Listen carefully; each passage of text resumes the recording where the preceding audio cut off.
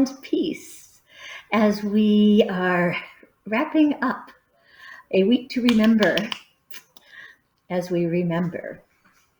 I've talked about in previous devotionals that, uh, well, over 20 years ago now, my mother and I took a trip to Ireland. It was part of a lifelong dream for her. And that my job was to remember each day for her. And that we would go out, and that when we came back into the rooms, that I would recount the day for her, and she would write it in her journal. And also part of that remembering, of course, was taking just lots of pictures.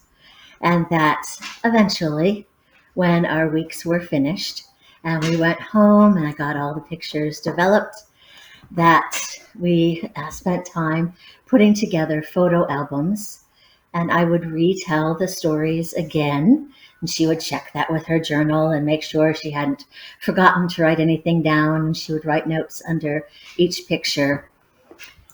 That probably should have been our first clue about Alzheimer's for her.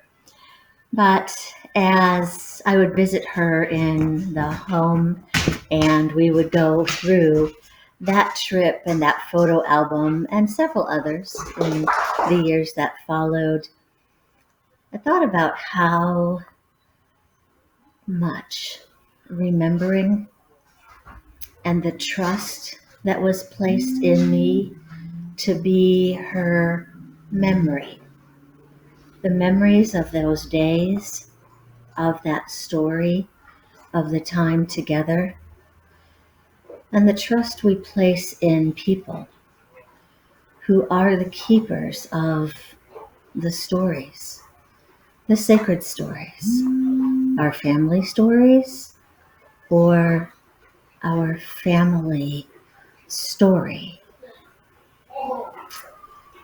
Especially as we are growing close to that Christmas family story. The trust we place and what it means when we gather to hear those stories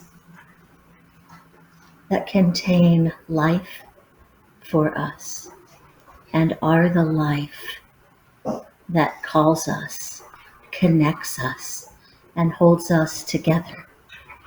The narrative that shapes us as individual families and individually within the family of faith.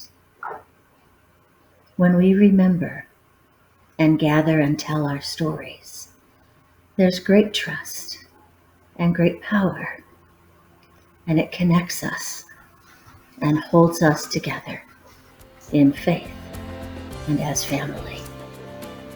Let us remember and not take that task lightly.